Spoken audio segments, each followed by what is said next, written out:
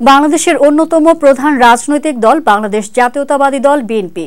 বিএনপির প্রতিষ্ঠাতা তৎকালীন রাষ্ট্রপতি জিয়াউর রহমান ১৯৭৮ সালের ১ সেপ্টেম্বর বিকাল ৫টায় রমনা রেস্তোরাঁয় এক সংবাদ সম্মেলনে জিয়াউর রহমানের আনুষ্ঠানিক ঘোষণাপত্র পাঠের মাধ্যমে যাত্রা শুরু করে দলটি।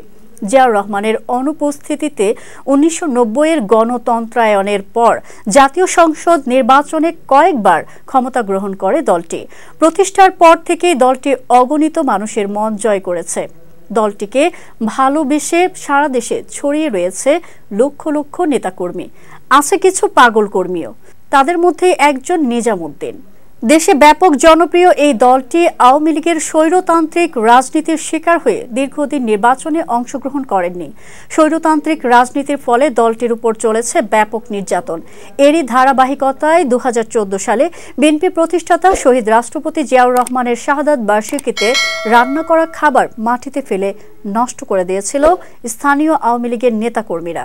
তাই রাগ করে ১-২ দিন না, টানা ১০ বছরের বেশি সময় ধরে ভাত খান না নিজামুদ্দিন নামের বিএনপির এক কর্মী। শুধু তাই নয়, করেছেন এক ভীষণ পণ। বিএনপি রাষ্ট্র ক্ষমতায় না আসা পর্যন্ত ভাত মুখে তুলবেন না তিনি। দীর্ঘদিন পণ করে থাকা নিজামুদ্দিনের বাড়ি ঝিনাইদহের মহেশপুর উপজেলার বাঁশবাড়িয়া গ্রামে।